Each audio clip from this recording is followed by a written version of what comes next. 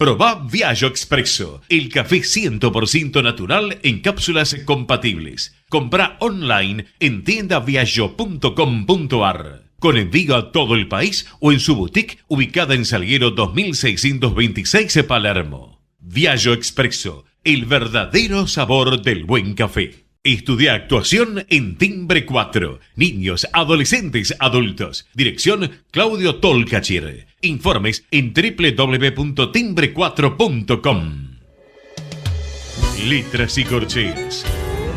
Un encuentro con músicos y escritores. Una hora para disfrutar de canciones y textos contado por sus autores. Letras y corcheas. Los jueves de 22 a 23 con la conducción de Hernán y Mario Dobri.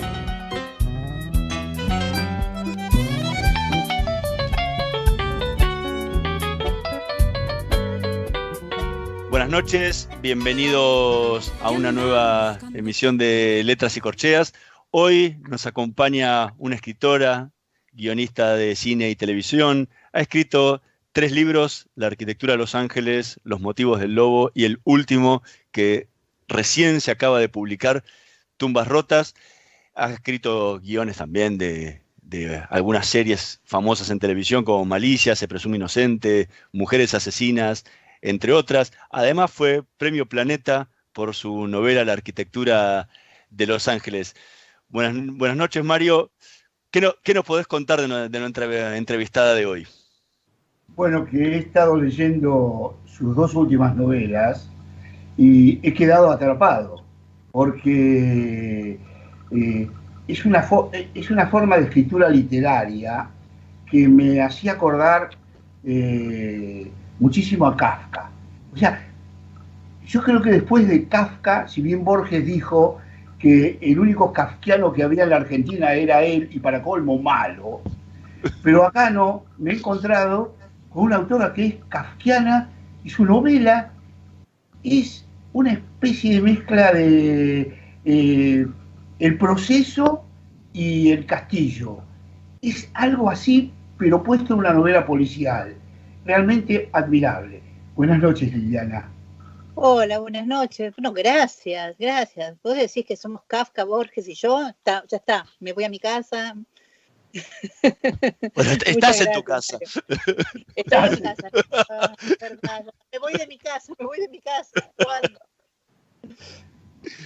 Pero es lo cierto, sentí que la novela resulta como si fuera en El proceso, esas cosas donde a alguien lo acusan y busca, que, o en El castillo, que lo llaman, pero que trata de llegar, y todo se le va interponiendo en el medio y no puede llegar, y lo peor de todo que nunca sabe por qué. Y en el otro no sabe por qué también lo hicieron así. En esta novela que ya lleva 2 libros, es lo mismo. Por momentos es asfixiante la novela, porque uno quiere saber lo que ya sabe, pero que el personaje no logra saber jamás. ¿Es así, Liliana, o estoy errado? No, tal cual. A mí lo que me resultó más interesante, primero me llama muchísimo la atención que pienses en una novela en 2 libros. Eso es la primera vez que lo oigo y me resulta muy extraño. Pero sí, la hipótesis que a mí me resultó más interesante era: ¿qué pasa si alguien, o sea, si te sucede esto, ¿no? Si alguien te empieza a acosar y ni siquiera sabes quién es ni por qué. Pero esta cosa de convertirse en una víctima tal cual, una víctima kafkiana. No lo había pensado en esos términos, pero es tal cual. Y muchísimas gracias por esa lectura. Una cosa que me llamó mucho la atención es que en general uno en la novela policial tiene quién es el enemigo.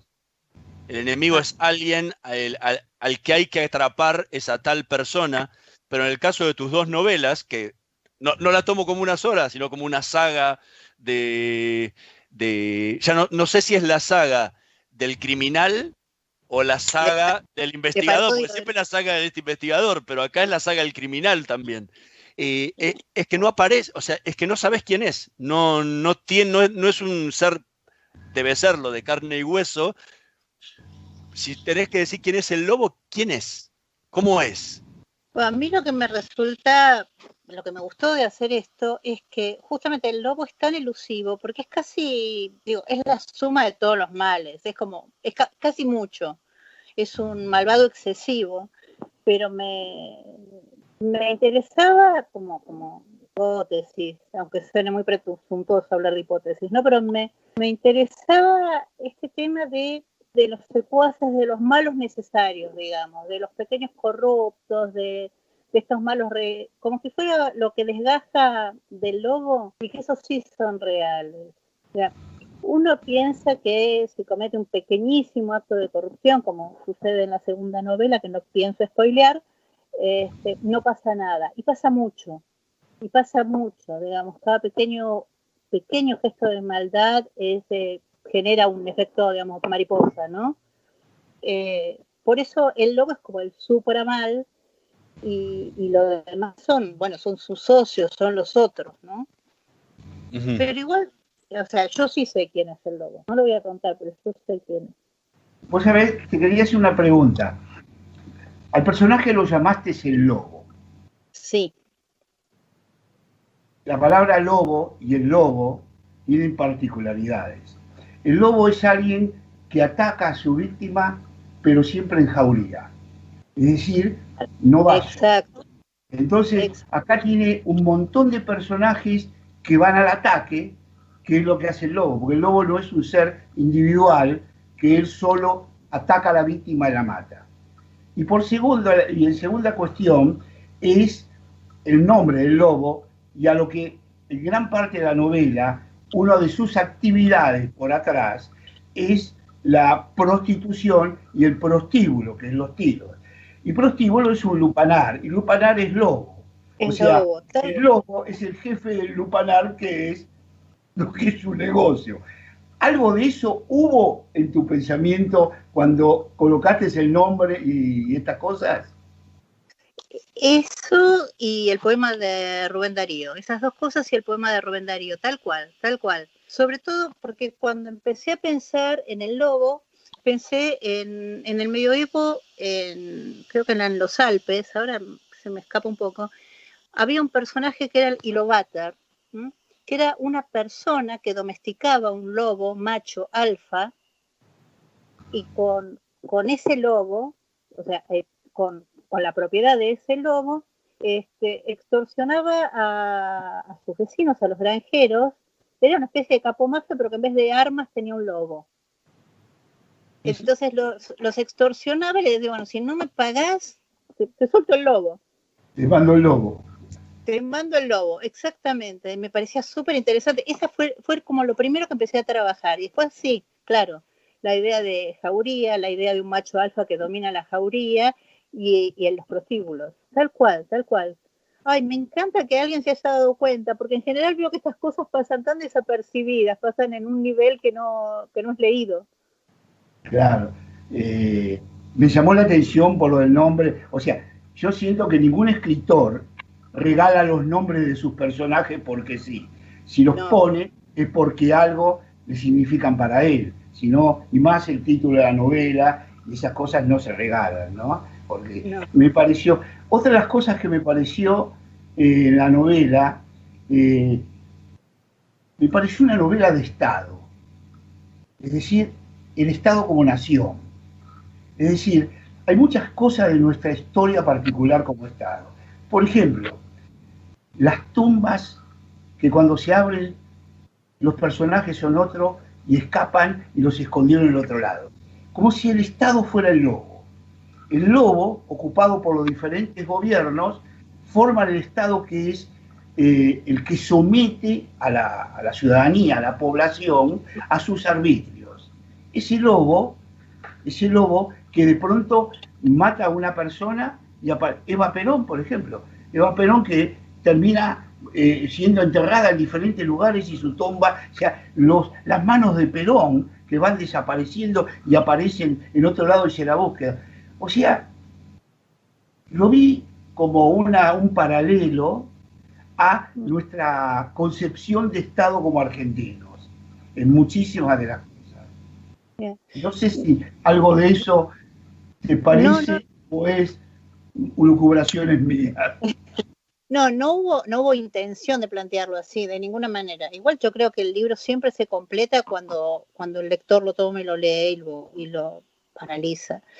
Pero que sí, desde que nací, hace 60 años, vivo en un estado que es bastante necrófilo, eso necesariamente te atraviesa, ¿no? Soy argentina en un estado necrófilo y soy judía en un país en el que, o en un pueblo al que suelen profanarle las tumbas, casi como deporte, ¿no?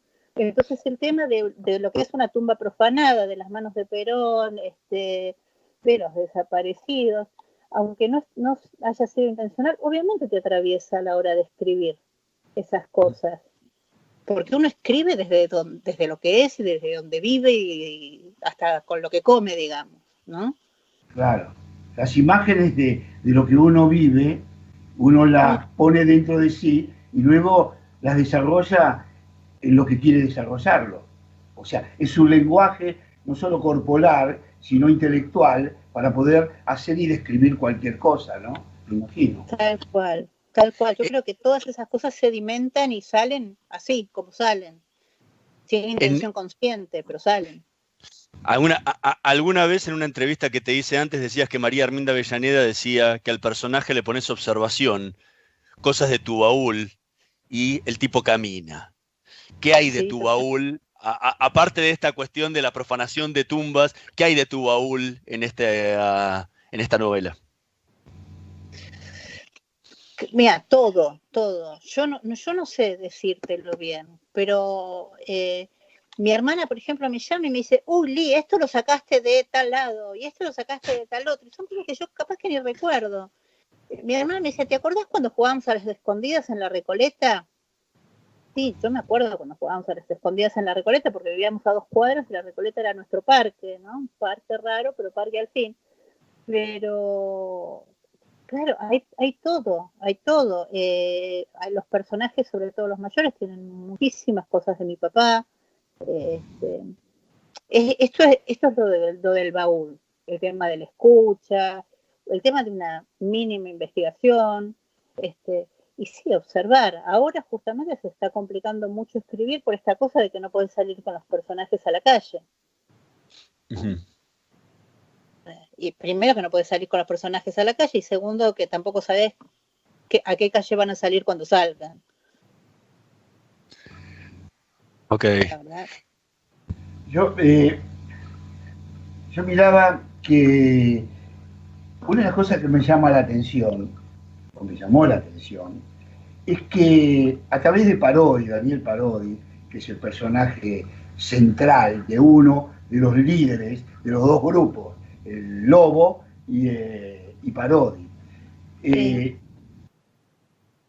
El motivo inicial, la muerte de su mujer, o el asesinato de su mujer, se va diluyendo, y el de su hija, para ir poco a poco perdiéndose en la novela, y lo va llevando los acontecimientos, y sobre todo el estado terrible de desesperanza que une a todo ese grupo, que se van, los desesperanzados de las historias se van uniendo, las Malena, las 40, el psicólogo, ¿cómo se llamaba? Ya ni me acuerdo. Setón. Marco Setón, es tanto nombre que uno se le quedó. Son todos desesperanzados que van en busca de algo y van muriendo en el camino, porque cada uno muere. No, mira, ¿Es verdad lo que digo? Horacio Convertini, que es el director de Viva y es un gran amigo, dice que mis personajes son la Armada Brancaleone, porque sí tienen algo de desesperanza, pero también tienen algo como de atropellados y yo creo, ¿no? O intento, también tienen humor, o sea, me parece que les pasa a todos como a todo el mundo, digamos. En algunos momentos la desesperanza o las desgracias se concentran más, pero qué sé yo, son una Armada Brancaleone argentina. Sí, Estamos conversando con Liliana Scliar. Vamos a escuchar el primer tema que elegimos para esta noche de Letras y Corcheas. En un minutito más volvemos con ella. Entre tus cuerdas, el ensamble Raúl Lucy.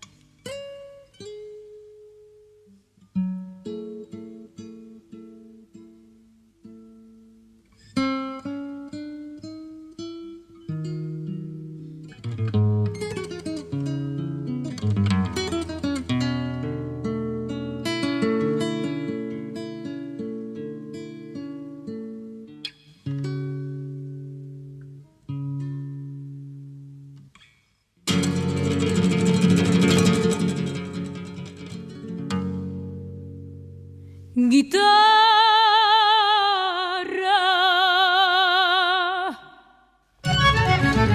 en tu corazón desnudo van mis sueños en ayunas, musitando una plegaria. Tiempo arriba, tiempo abajo, dormitando entre mis brazos. Yo te amaco, yo te acuno. Desde el fondo de tu vientre nace el hijo escarnecido, que es el Cristo de la gente. En qué notas desgarradas por las cuerdas de mi vida ha brotado mi alma en llamas. Guitarra, en el fondo del abismo me he encontrado yo a mí mismo, devorando tus entrañas, sin saber que solo he sido una mueca en carne viva, suplicándote.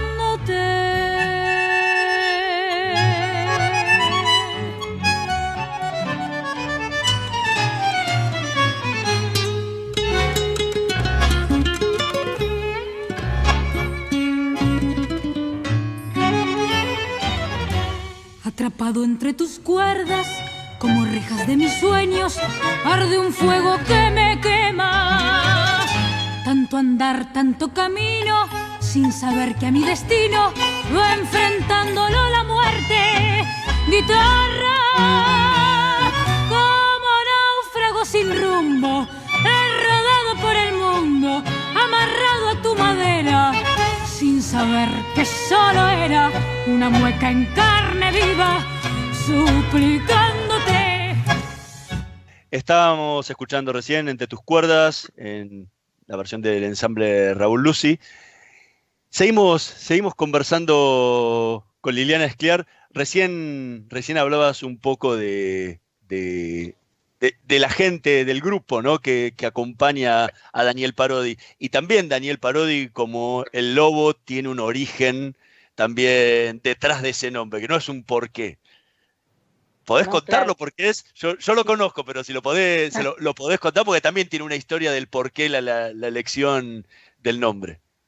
Bueno, cuando empecé con la primera, o sea, la primera novela de esta saga, que si todo sale bien van a ser por lo menos 3, es la derivación de un encargo que me hicieron como guionista de una serie de televisión que se llamó Malicia. Uh-huh. Y en Malicia la verdad que me dejaron muchísima libertad, pero de alguna manera muy extraña. Lo único que me impusieron fue que el personaje se llamara Daniel Parodi. ¿Por qué? No tengo la menor idea. Al productor le gustaba, supongo, o no sé, o querría quedar bien con algún amigo. Y bueno, y el hecho de que te regalen un Parodi, ¿no? Es algo que uno no puede desaprovechar, porque lo tenés ahí a Parodi, a don Isidro Parodi con sus 6 problemas en la obra de Bioy y Borges, y bueno, había que aprovecharlo. Entonces resultó que mi Parodi y también el lobo fueron muy borgianos, pero sí, fue una imposición extraña. Mira que todo lo demás hice lo que quise, ¿eh? Bueno, de hecho la serie no se parece demasiado a la novela a la primera novela porque tiene muchísimos, o sea, tenía algunas restricciones de producción que por supuesto la novela no tiene y cambió el final, así que digo, quien haya visto Malicia puede comprar la novela que cambió el final. Es por eso que la primera, o sea, Los motivos del lobo, el primer libro, tiene tanto del código borgiano a la hora de descifrar el crimen, por decirlo de alguna forma. Claro, bueno, en Los motivos del lobo, el lobo le manda a Parodi su agenda, la agenda de los crímenes que va a cometer en clave borgiana, en un cuento, con párrafos de un cuento del Dolce Requiem de Borges, que es un relato muy breve y muy precioso de Borges. Y sí, en realidad no es que, bueno, tengo un Parodi y ahora ¿qué hago con esto? El regalo de esta imposición te abre esas posibilidades, ¿viste? Cosas que a lo mejor si se hubiera llamado Juan Pérez no sucedían. Pero no sé. en este cambiaste de autor. Lo abandonaste a Borges. Y sí, porque bueno, el núcleo en el que trabaja esta Armada Brancaleone es una librería y tampoco era para desaprovechar. Las librerías están llenas de hermosos libros, aunque ahora no podamos acceder a ellos, los libros siguen estando ahí. Yo no sé si ven el fondo de mi casa. Sí, se ve la biblioteca. Sí, se ve una de las 25 bibliotecas que hay en esta casa. ¿En la librería, esa es la biblioteca de Ernesto? ¿La librería? No, esa biblioteca es la biblioteca de Ernesto. Es parte de la biblioteca de Ernesto, claro que está acá, claro, por supuesto que sí. Así que vos fuiste la que te la llevaste.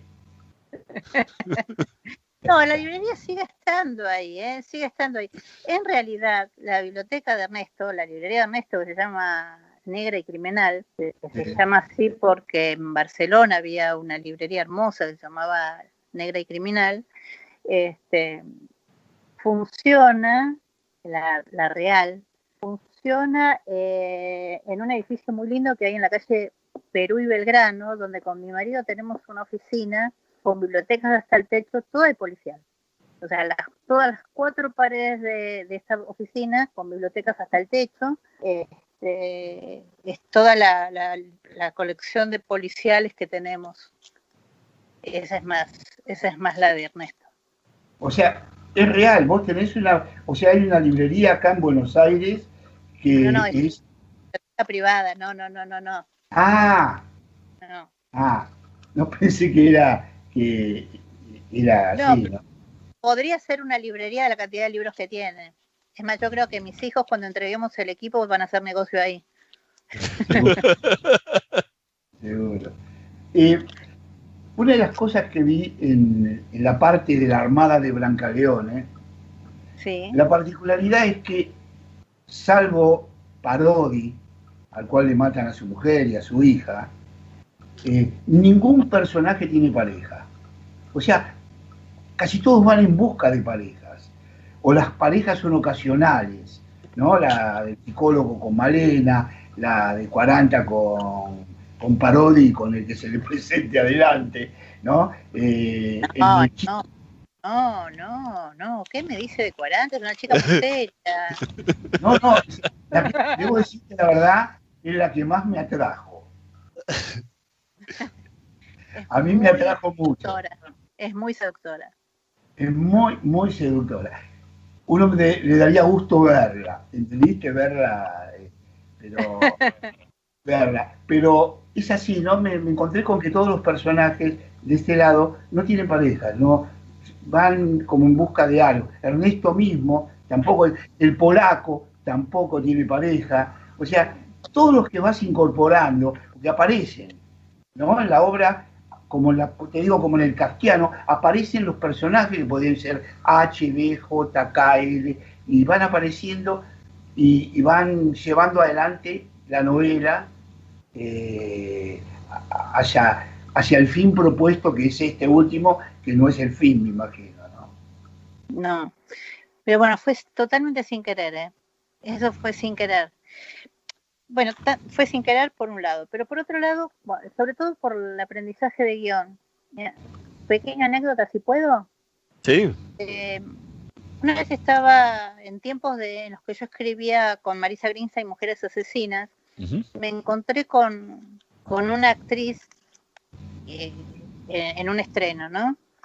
Y nos saludamos y yo le dije, ay, yo te había pedido para tal capítulo y ¿por qué no actuaste en ese capítulo? Era una actriz que a mí me gustaba mucho y que yo no, o sea, que nunca había actuado en Mujeres Asesinas. Y ella me contestó, ¿sabes qué me pasó? Leí el guión y vi que sin mi personaje el guión funcionaba igual. Entonces, mira, y después de casi 30 años de escribir guiones, yo ese día aprendí una lección de escritura muy importante que tiene que ver con la economía de los personajes. Yo no les voy a poner una pareja para que la ande llevando del brazo como una cartera. O sea, debería tener una función que evidentemente no se la encontré. ¿Y tiene que ver también con la forma en la que actúa este grupo, que es tan comprometida y de tanto tiempo y de tanto que posiblemente si tuvieras una familia atrás sería difícil de poder llevarlo adelante? Tal cual, sí, claro, tal cual. Es que además me abriría como pequeñas para que realmente funcionaran, no fueran una mochila, me obligaría a abrir tramas secundarias no demasiado interesantes, me parece, o no vinculantes. Hay el único personaje que, de nuevo, yo no quiero spoilear, pero hay un personaje que sí tiene familia, y tiene que ver con que sus acciones inciden en lo que pasa en su familia, que es el... Sí. No es el fiscal, es el que trabaja en Rosario. Celio Ramos. Claro, es el secretario del juzgado, que casualmente es coercionado a través de su familia. Claro. Por eso yo no quiero contar demasiado para no contar demasiado, pero claro. Pero son detalles separados que la gente si no se va a acordar al momento de leerlo. Claro, pero fíjate, ves que ahí era importante que tuviera familia. Claro. No, pero tiene que ver con una cuestión de economía, de que yo a veces me paso de económica a la hora de leer también, de escribir. ¿Y en eso te influye la televisión, el ser de hace tantos años guionista? No sé si me influye. Pienso así. No sé si es que escribo así porque soy guionista o soy guionista porque pienso así. Okay. Yo pienso en imágenes. Nunca tuve como disparador una frase, por ejemplo. Es algo que, no sé, hay escritores que suelen tener títulos, por ejemplo, o una frase que no. Yo no. Yo pienso en imágenes, colecciono, tengo una colección de más de 3.000 fotos con las que voy haciendo cosas alguna vez. Compro lotes de fotos usadas, saco fotos. Si fuera más hábil y menos cobarde, sería directora, creo yo.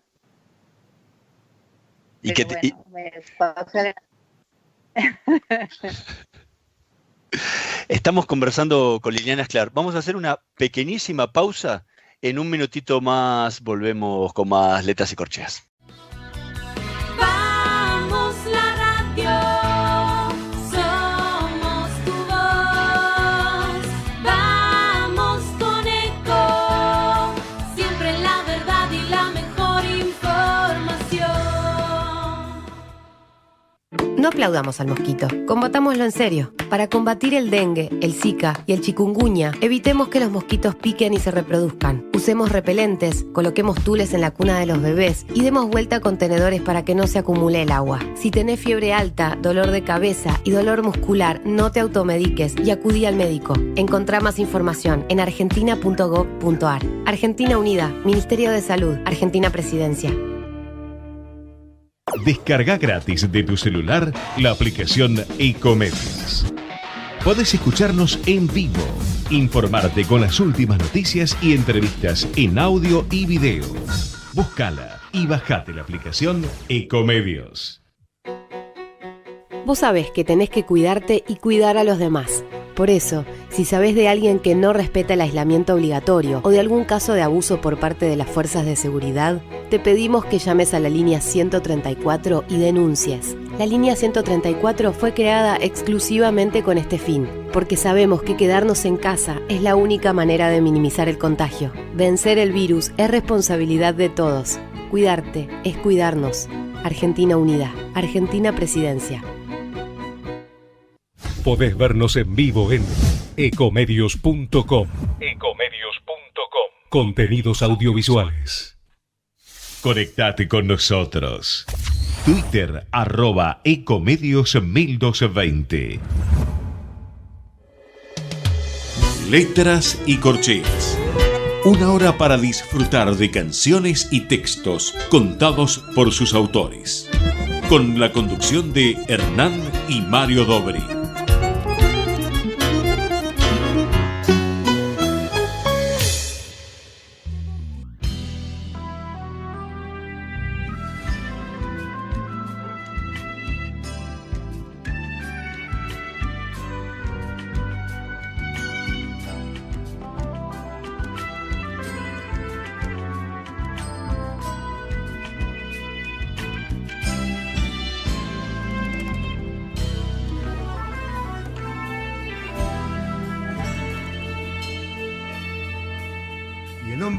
Al final su propia necesidad, que confabula en sus ansias, y es imposible vivir sin nada que resistir, sin nada que superar. Los valores del mundo se rompen en pedazos. Las cárceles del día se cierran sin cesar. La propia soledad del hombre original se ha visto sepultada. Volver y comenzar la vida que vendrá, cargada de esperanzas. Vivir y comprender que el tiempo se nos da desnudo entre los brazos. Soñar, siempre soñar, que amar y no ceder impulsan nuestros pasos.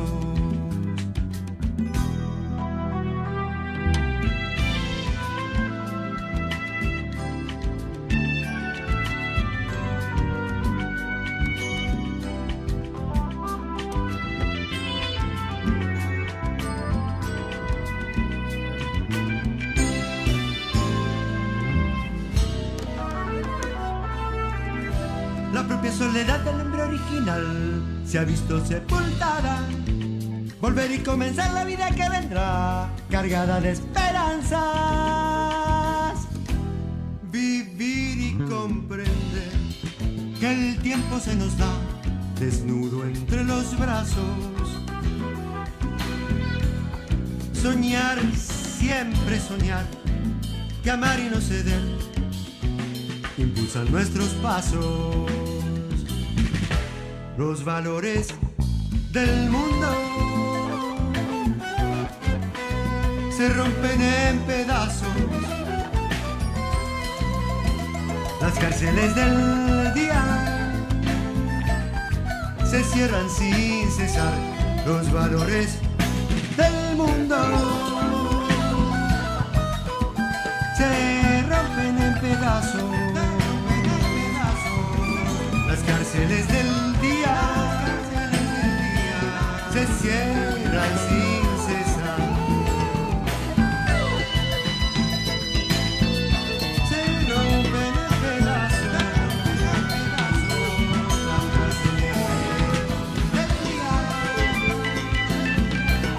se cierran sin cesar.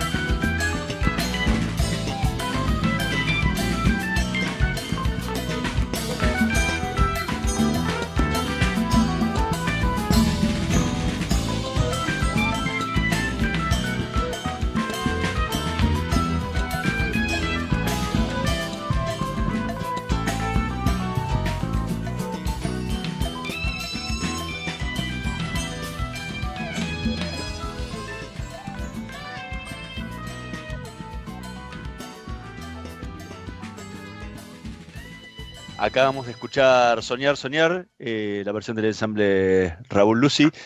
Nosotros seguimos conversando con la escritora y guionista Liliana Escliar, que nos acompaña hoy en Letras y Corcheas.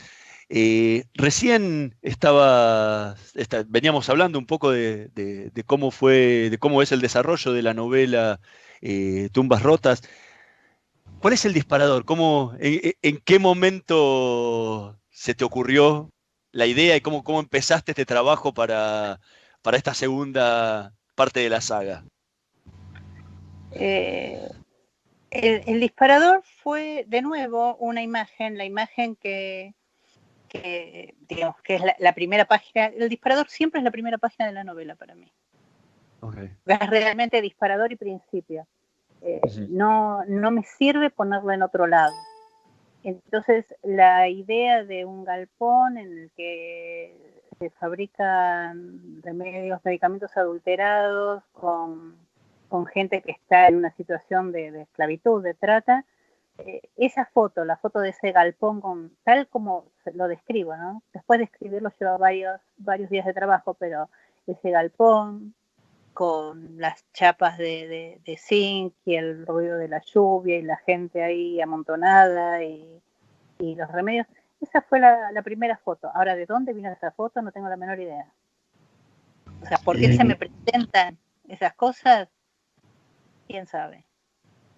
Quería preguntarte si solés ir a los lugares que describís en la obra como para saber de cómo son. Por ejemplo, la isla Martín García, con esa descripción tan abundante de imágenes que nos das. ¿Es algo así? Sí, bueno, a la isla Martín García sí, fui y es un lugar muy especial. Yo a todos los lugares a los que voy, en todos los lugares visito los cementerios y les saco fotos porque es un lugar que me encanta. De hecho, creo que no hay ficción mía que no tenga un cementerio, me parece. En todas mis ficciones aparece un cementerio, a menos que el productor me diga, estás loca, sacalo porque es muy complicado, trato de meterla. Y la isla Martín García tiene la particularidad del cementerio de que en las tumbas hay algunas cruces con el travesaño inclinado, en falsa escuadra.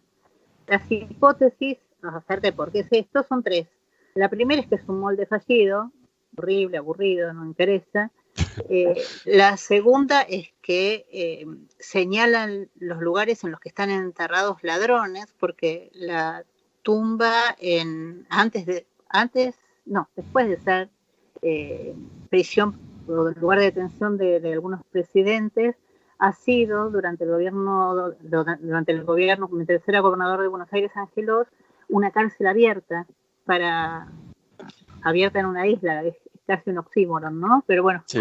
Una cárcel abierta para presos comunes. Y la tercera, que para mí es la más interesante, es que señala los soldados muertos por una vacuna fallida a principios del siglo XX. Bueno, ese es uno de los lugares. Los otros lugares a los que no puedo ir, sobre todo por los lugares que me documento muchísimo, por suerte ahora existe el Google View, el Google Map, Google es una gran herramienta para nosotros ahora, porque tenés esa mirada 360 que te permite casi hacer un recorrido virtual, al que supongo que nos tendremos que acostumbrar cada vez más, además. Hablando de cosas, Martín García, la isla, ¿no? En el conocimiento de la historia, ha sido una isla cementerio, porque Martín García fue enterrado en esa isla. Ah, mira, yo no sabía. Claro, fue el cocinero de Solís, que cuando entró al Río de la Plata, muere en la cercanía de la isla, bajan y lo entierran en esa isla, de la cual va a tomar la isla el nombre de su cocinero, históricamente. O sea, que podemos decir que comenzó como un lugar de enterramiento a él, ¿no? O sea, que lo mismo, una especie de cementerios a la enésima. Claro. Yo qué sé, hasta donde llegue el camino. Vos decís también ahí que una de las cosas de las cruces, hablaste de Jesucristo, con los dos presos o los dos ladrones que estaban a los costados, y el que estaba a la izquierda que tenía la cruz así inclinada, que parte que podía haber sido esto. Eso lo describís en la novela, ¿no? Sí, pero bueno, porque además es parte del el travesaño torcido, también es una característica de la cruz ortodoxa rusa. Claro. Y yo suelo entrenar en el Parque Lezama, que está frente a la iglesia ortodoxa. Claro. Y bueno, esto yo no lo sabía hasta que un día termino de entrenar, cruzo y veo por primera vez un mural que hay en la pared de la iglesia, y digo, bueno, ahí fue donde también me puse a investigar esto. En el primer bloque decías que el próximo va a ser el último de la saga. ¿Por qué? ¿No lo pensás extender? No, estas cuestiones tienen más que ver con la editorial que conmigo o con mi deseo. En principio, en principio es el tercero, no sé si es el último. Como todo, depende mucho, y acá es la parte más banal o no de la cuestión. O sea, depende mucho de cómo funcionan los libros, si se venden, si no se venden. Las editoriales no están pasando un muy buen momento, normal, ¿no?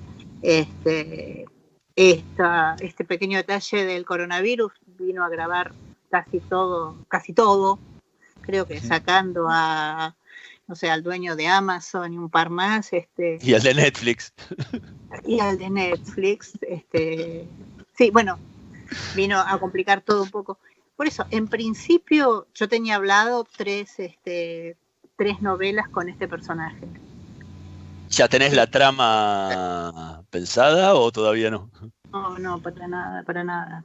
Nada, en el medio me distraigo yo con otras cosas, escribo otras cosas. La verdad que soy bastante un desastre. Empecé a escribir otra novela con un tema que también me gusta, me enternece y me entretiene, que tiene que ver con la vejez y con ir perdiendo las capacidades. Pasa Ernesto en mi novela, en Los motivos del lobo, que se llama Si te he visto no me acuerdo, y es la historia en clave no dramática, sino casi de comedia, de una señora que tiene Alzheimer y que termina investigando cuando uno tiene Alzheimer recuerda lo del pasado, ¿no? O sea, como que el cerebro se va lijando, se le van yendo las petas y va quedando para atrás. Y esta mujer reconstruye un crimen que sucedió hace 50 años y que en aquel momento quedó impune porque nadie se dio cuenta que era un crimen, pero ella, a partir de la observación de cosas que han cambiado, pero que en su memoria están muy, muy frescas, a pesar de que tiene Alzheimer, la puede resolver. Y se llama Si te he visto no me acuerdo. Estamos conversando con Liliana Escliar. Vamos a escuchar el último tema que tenemos para esta noche. Se llama Como dos duendes, en la versión del dúo Pometti y Lucy.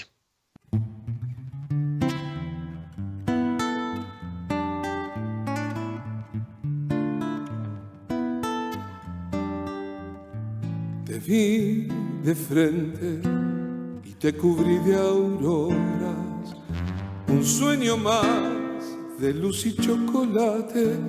Soñé en perfil un arrabal de ausencias, la esquina del albur y del destino, y supe de tu amor y de tu vida, del alma que cruel de mi esperanza, y me adorné de pájaro en tu nuca, besando tus mejillas con mi llanto, así, así, como dos duendes en el parque, así, así, como una sombra en boca ajena, así tuve que verte en la penumbra, mojada de arrebol, pero distante, así, así, como soñándote en un sueño, así, así, como dos brazos que se tocan, así, quise quererte en el diluvio, y se quebró mi ser contra tu ser.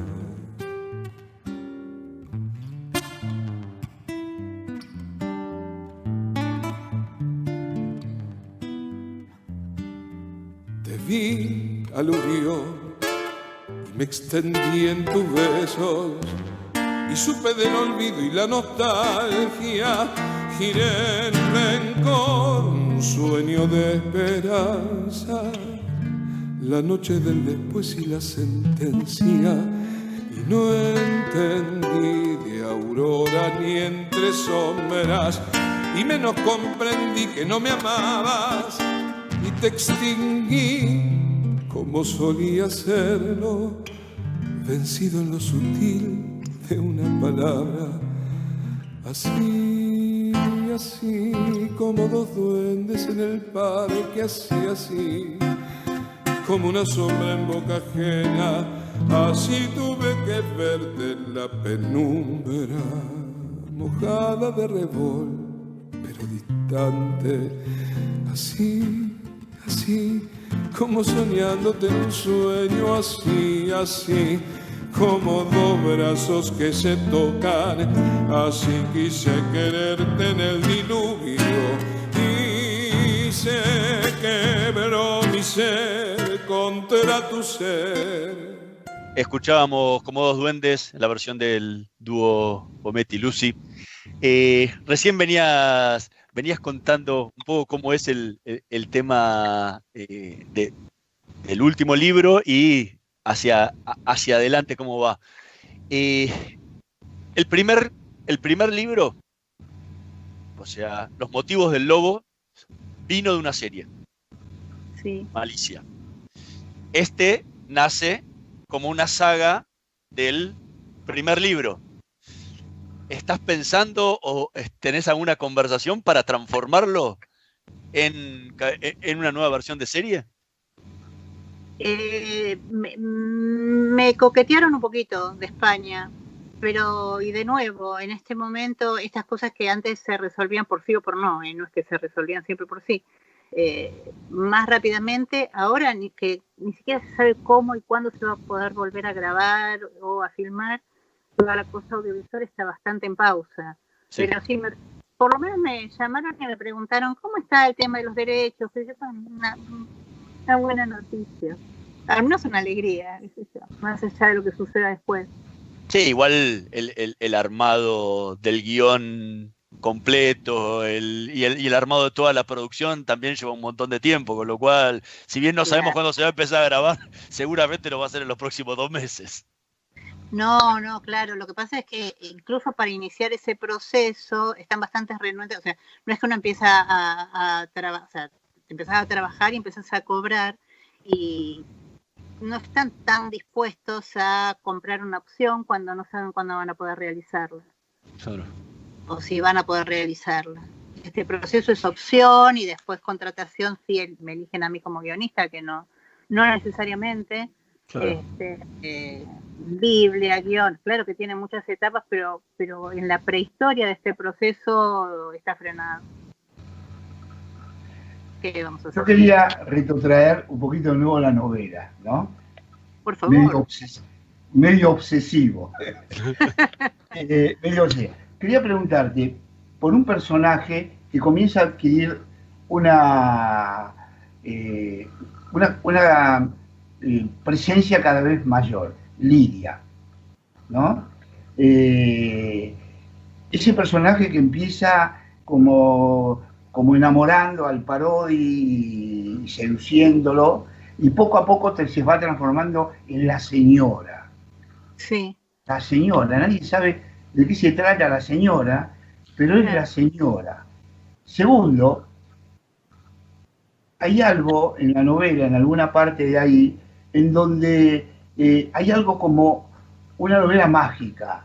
Por ejemplo, Parodi va al cementerio alemán, se encuentra con el Rengo, el viejo Rengo, y el Rengo lo espera con un revólver que se va a matar.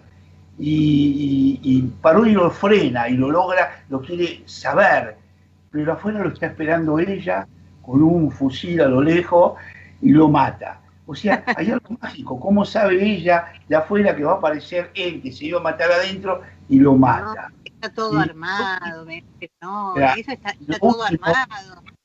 No, No vale que adelantes tanto. ¿Cómo? Disculpa. No vale que adelantes tanto. ¿Cómo? Que no cuentes el final.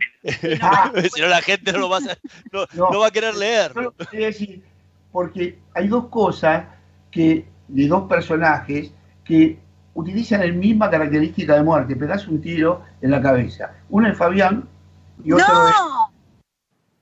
No me digas eso. Bueno, dale. No. Hay personajes que se pegan un No, tiro, sí. hay algo mágico. La novela tiene Muy mal. magia. La novela tiene magia porque las cosas salen de los lugares más inverosímiles y a uno lo dejan pensando, como a mí, y de tratar de descubrirlo, y eso es bueno, porque uno no se queda con lo que leyó y se acabó. ¿No? Sí. No, pero fíjate, en el desenlace, que no voy a contar cómo es el desenlace de Los motivos del lobo, ni la primera ni la segunda, pero a mí me sorprendió ese desenlace. A mí me sorprendió. ¿A vos te sorprendió? Sí. Sí, me di cuenta que era así. Y tuve que escribir para atrás, tuve que volver y escribir para atrás para sembrar las pistas que hicieran verosímiles el final. O sea que... Las disculpa. escenas que justifican, digamos, los contraplanos que justifican ese final, fueron escritos después del final. Porque los personajes tienen una autonomía que sí que es mágica. Por eso te digo, son totalmente autónomos, porque yo lo he visto así. El viejo ese que aparece, de pronto lo viste en la primera novela golpeando en el garage, y aparece y de pronto toma una dimensión y desaparece, y siguen los otros como si nada. Es como se desprenden, pero todo sigue adelante, ¿no? Pero es que de verdad, mira, yo trato de no insistir sobre este tema porque parece mentira. Parece que estoy haciendo como un mito del gesto de la escritura. Pero de verdad, yo trabajaba en un momento cuando daba clases de guión en la escuela de televisión. El otro profesor era Taratuto, el papá de Juan, sí, el que es ahora el director, Jorge Taratuto, que era guionista también.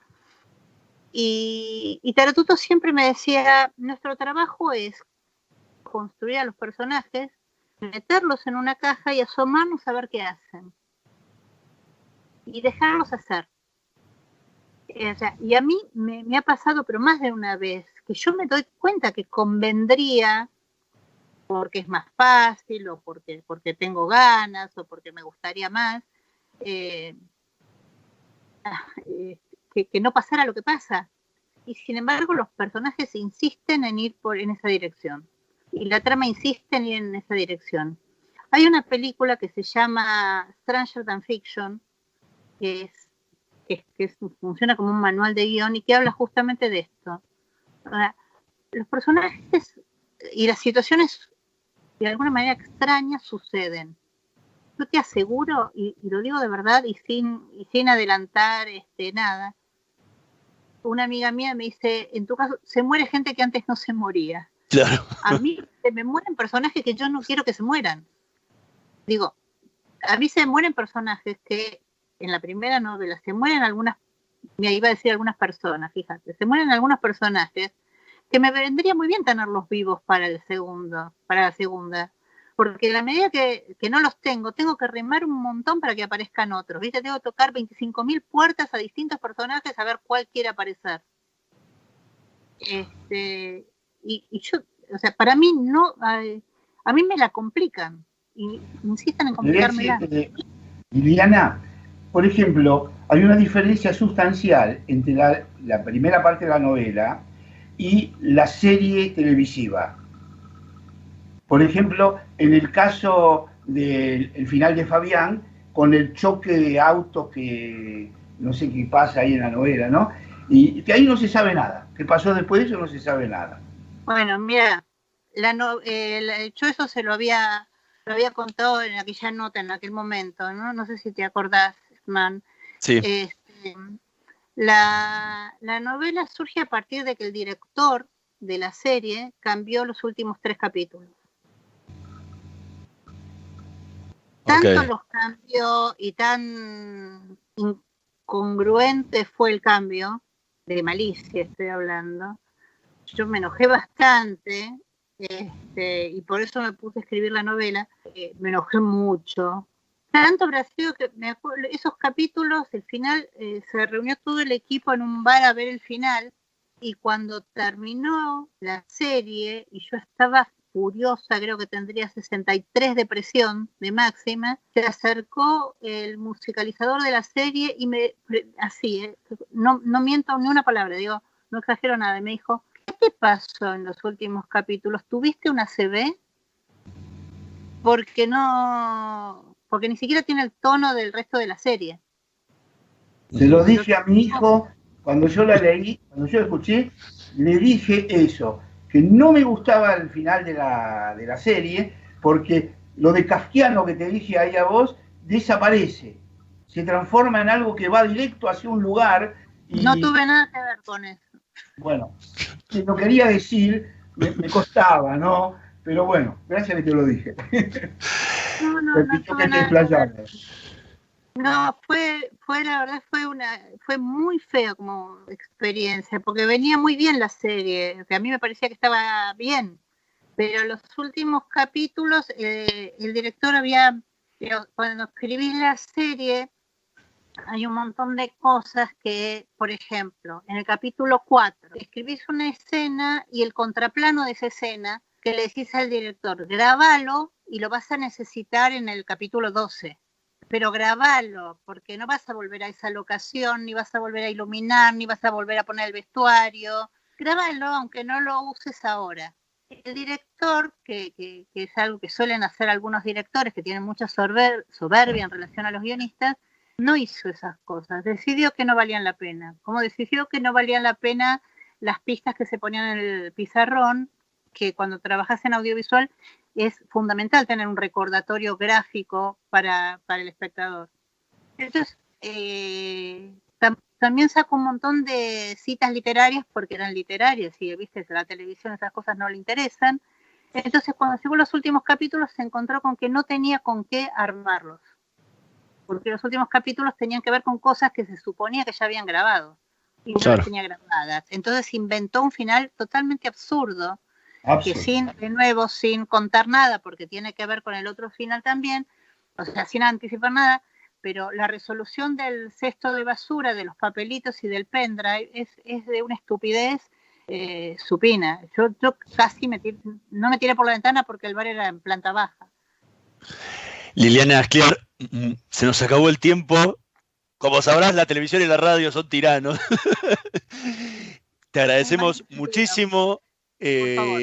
A los que se quedaron con las ganas de saber más, pueden comprar por ebook, por delivery o por lo que puedan encontrar, tanto Los motivos del lobo como Tumbas rotas, las 2 novelas de las que estuvimos conversando. Muchísimas gracias por habernos acompañado. Recomiendo los 2 libros. No tienen desperdicio de ninguna naturaleza y esperamos el tercero. Un beso inmenso. Muchas gracias. Muchas gracias. Nosotros nos vamos a volver a reencontrar la semana que viene en la operación técnica Carlos Heinze y Gerardo Subirana. Nos vemos la próxima. Chao. Probá Viaggio Expresso, el café 100% natural en cápsulas compatibles. Comprá online en tiendaviaggio.com.ar. Con envío a todo el país o en su boutique ubicada en Salguero 2626 Palermo. Viaggio Expresso, el verdadero sabor del buen café. Estudia actuación en Timbre 4. Niños, adolescentes, adultos. Dirección Claudio Tolcachir. Informes en www.timbre4.com.